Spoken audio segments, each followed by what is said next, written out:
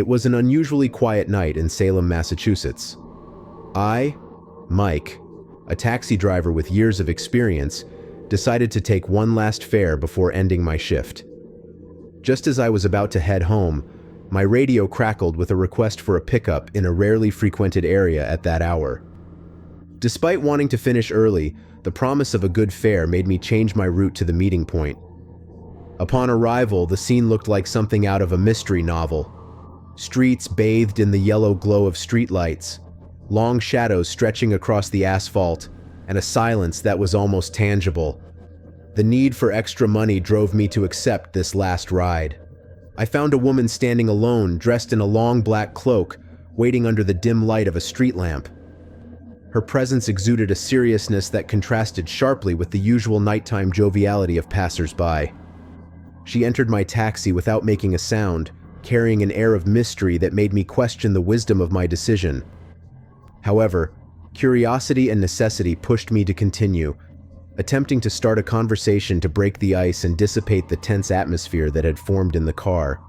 The woman, who introduced herself as Evelyn, asked me to take her to an old mansion on the outskirts of the city, a place that local rumors claimed was haunted and the setting for numerous paranormal tales. During the ride, Evelyn spoke in whispers about her return home after many years, mentioning disturbing events that had occurred the last time she was there. Her tone was melancholic, and her words were laden with deep pain, increasing the tension inside the taxi. I drove with growing unease as the road became darker and lonelier, moving away from the city's lights and into an area where buildings gave way to open fields and sporadic forests. As we progressed, Evelyn's comments became more enigmatic, suggesting that what had brought her back was not just nostalgia, but a need to confront something she had left behind. Her voice mingled with the murmur of the wind against the vehicle, creating an almost ethereal atmosphere. My nervousness grew when, glancing through the rearview mirror, I noticed that her eyes rarely left the window, as if she were watching for something in the shadows or perhaps waiting for something or someone to emerge from the darkness. As we approached the mansion, the road became more winding and desolate. Bare trees leaned over the road like specters in the twilight, their intertwined branches forming a tunnel that barely let the moonlight through. The mansion finally emerged before us, an imposing colonial-style building that, despite its evident decay, still retained traces of its former grandeur. Broken windows and worn doors suggested years of abandonment, and the once-tended garden was now overrun with weeds. The atmosphere was heavy, almost palpable, as if the very air were impregnated with the whispers and laments of those who had passed through there. Stopping the taxi, a shiver ran down my spine. The silence was so profound that every crunch of gravel under my feet sounded like a roar in the stillness of the night. Evelyn advanced with a firm step towards the large front door, her slender figure wrapped in the black cloak contrasting with the paleness of the facade. Following her, the air grew colder, and a light breeze began to blow, carrying a murmur that seemed to emanate from the very walls of the mansion. Upon opening the door, the sound of our footsteps echoed through the grand foyer, filled with echoes that seemed to awaken the house from its long slumber. Every room we glimpsed through the slightly open doors was covered in dust and cobwebs, decorated with furniture that once was luxurious. Evelyn paused for a moment, closing her eyes as if trying to perceive something invisible to me. Her expression was a mix of pain and determination. Penetrating deeper into the mansion, the faint moonbeams filtering through the broken windows barely provided enough light to see the way. The silence was occasionally interrupted by the creaking of old wood under our feet and the distant echo of water droplets seeping through the deteriorated roof. Evelyn guided me to a room at the back of the house where the remnants of a grand study revealed a past of wealth and knowledge. Shelves filled with moldy books, a large desk covered with faded papers, and scattered old photographs showing a smiling family, now unrecognizable in its solitude. It was in that study where Evelyn stopped and faced me, her eyes filled with tears. "This was the heart of our home," she said in a broken voice, And it's here where it all ended. Before I could ask more, a disturbing sound came from the floor above, like footsteps slowly dragging along the corridor. The temperature in the room dropped suddenly, and an ethereal figure appeared at the study door, barely visible, yet clearly human. Evelyn sighed deeply. "It's time to face the ghosts of our past," she murmured, as the figure began to move towards us with a ghostly slowness. Evelyn stood still, her gaze fixed on the approaching spectral figure. As the apparition became clearer, I saw it was an older woman, her face marked by sadness and time. However, the most surprising thing was not her presence but the fact that she bore unmistakable features similar to Evelyn. "Mother," Evelyn whispered in a thin voice, revealing that the figure was her deceased mother, trapped in the mansion due to the same spiritual bonds that had held Evelyn. The mother extended a trembling hand towards her daughter, and in an act of bravery or desperation, Evelyn stepped forward to take it. Upon contact, a soft but intense light enveloped them both, and the mansion's heavy atmosphere seemed to lighten. As the light dissipated, the mother's figure slowly faded away, leaving Evelyn alone in the center of the study, but with a peaceful expression she hadn't shown all night. "She is free now," Evelyn said softly. Through tears, Evelyn confessed that she had brought me there not only to help free her mother's spirit, but also because I was the reincarnation of her brother, the last piece needed to break the curse. Shocked and incredulous, I struggled to accept this revelation, feeling an inexplicable connection and memories of a past life beginning to surface in my mind. With the truth revealed, Evelyn asked me to perform one final ritual to free us both from our tormented pasts. Reluctantly, I agreed. The ritual required us to stand in the center of the room, over an ancient symbol carved into the floor, which Evelyn explained was a sigil of protection and release. Together, we began to recite the ancient words written in a book from the study, each line resonating through the mansion's walls like an echo from another time. The words were invocations in a language I barely understood, but their power was palpable, filling the air with an almost electric vibration. As we recited, the mansion began to tremble, as if the building's very foundations were reacting to the awakened ancient magic. The mist that had surrounded us intensified until it became a dense shroud that enveloped us, hiding everything from view except the few meters of ground around us. We continued the ritual, our voices united in the chant's cadence, until finally, upon concluding the last words, a profound silence fell over the house. The mist began to dissipate slowly, revealing that Evelyn had disappeared, leaving me alone in the room that now seemed more like a sanctuary than the remnant of a cursed house. I found myself alone in the empty room, feeling immense peace and relief at being free from the curse that had shadowed this place and our lives. As I left the mansion, the first ray of morning sunlight cut through the sky, marking the beginning of a new day. This ray symbolized a new beginning for me, now fully aware of my deep connection to the mansion and its history, carrying with me the legacy of a past life and the promise of a future free from the bonds of the past. And so I was able to return home from my last ride and finally go home.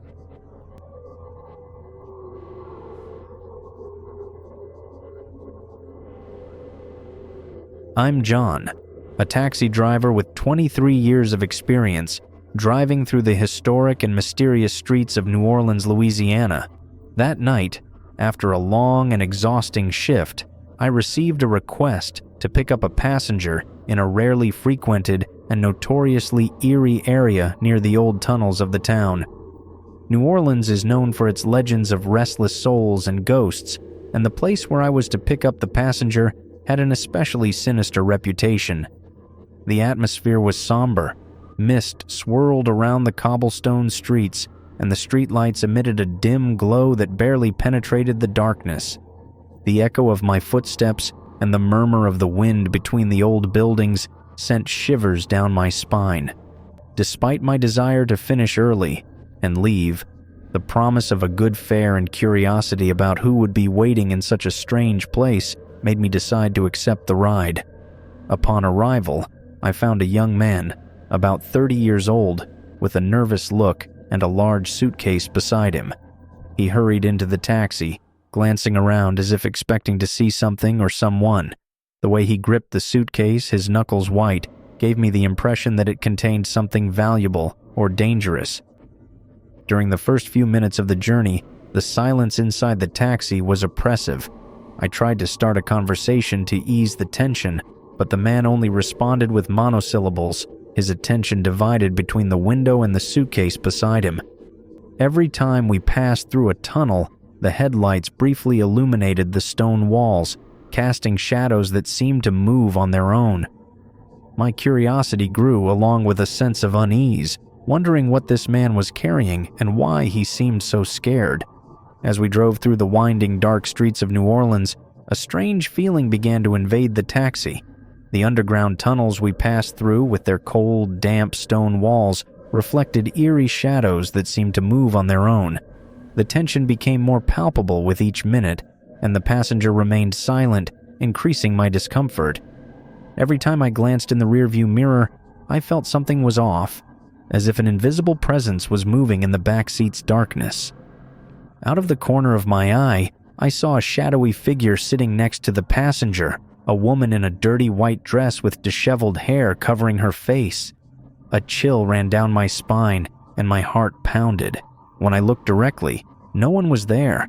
I tried to stay calm and asked the man if he was accompanied, to which he responded, visibly upset and with a trembling voice, that he was alone.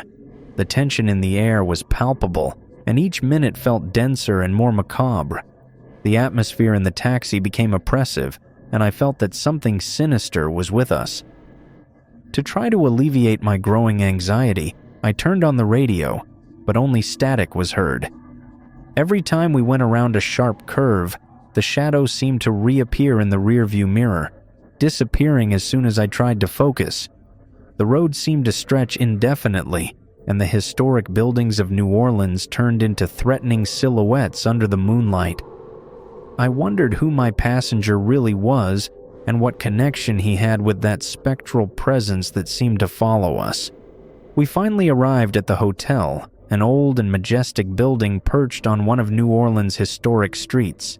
The dim light of the entrance barely illuminated the passenger's face, revealing an expression of relief mixed with urgency. He hurried out of the taxi, almost tripping over his suitcase as he headed to the reception. As I turned to check the back seat, I noticed he had dropped a note. With trembling hands, I picked it up and read it under the dashboard light. "She knows what I did." The note left me cold. What had this man done? Who was she? I looked around nervously, expecting to see the woman's figure at any moment. The darkness and silence of the night seemed to intensify, and a sense of imminent danger engulfed me. I decided not to confront the man directly, but the need for answers drove me to investigate further. I watched as the passenger checked into the hotel and disappeared inside, leaving me with more questions than answers. Curiosity and fear pushed me to act. I knew I had to discover more about this mysterious passenger and the woman who haunted him. I couldn't just let it go. Mentally reviewing the horror stories I had heard about New Orleans and the connections that might exist between the passenger and the town's dark secrets, I resolved to unravel this mystery, even if it cost me my peace of mind. Driven by unease and curiosity, I decided to investigate further. The next day, after a night filled with nightmares and disturbing thoughts, I returned to the place where I had picked up the passenger. Talking to some locals, I discovered that the man had been involved in a tragic accident years ago in which a woman had lost her life. The description matched perfectly with the figure I had seen in the taxi, confirming my fears. The story said that the woman, whose name was Sarah, had been hit by a car in one of the tunnels and that her spirit had never found rest. It was said that her ghost roamed the tunnels, seeking justice or revenge. The information was chilling, but also provided a clear direction for my investigation. I felt that I needed to help solve this mystery and perhaps bring peace to both the passenger and the restless spirit. That afternoon, I visited the local library to search for old newspaper articles and records that might give me more clues. I found several news stories about the accident and sightings of Sarah's ghost in the tunnels. The connection was clear, and my sense of responsibility grew. I decided to return to the tunnels, this time prepared to face the entity that had disturbed my night and seek a way to give her the rest she deserved. I decided to return to the tunnels where I had picked up the passenger, determined to face the truth and help Sarah find peace. Upon arrival, the atmosphere was even more oppressive than the previous night. The mist swirled around the dark entrances of the tunnels, and the air was charged with an almost palpable tension.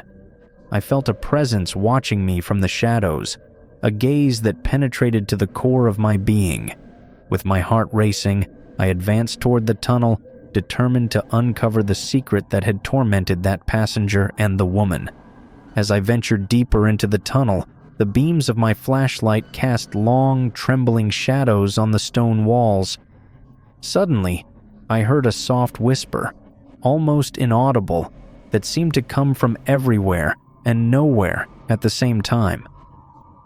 "She knows what you did." The same words from the note echoed in the air, filling me with an indescribable terror. My hand shook as I held the flashlight, and each step I took seemed to be absorbed by the endless darkness. Going further, the temperature began to drop sharply, and an icy cold settled in my bones. Suddenly, the woman's figure appeared before me, clearer and more defined than ever. Her white dress was dirty and torn, and her face, although shrouded in shadows, showed an expression of deep sadness and anger. "Sarah," I whispered, feeling a mix of fear and compassion. "I'm here to help you. I want to understand what happened." The figure approached slowly, and as she did, the tunnel walls began to tremble, as if responding to her pain and despair. Suddenly, a vision hit me with force. I saw the accident as if it were happening before me. The passenger, driving at high speed, and Sarah crossing the road, an instant before everything turned to darkness. The vision disappeared as quickly as it had come, leaving me gasping and stunned. I felt like I was reliving her last moment, and I understood the terror and desperation she had felt. Determined to end her suffering, I cautiously approached Sarah. I extended a hand toward her, trying to show her that I wanted to help. "Sarah, I can help you find peace," I said with a trembling voice. But just then, a car appeared at the tunnel's entrance, speeding dangerously.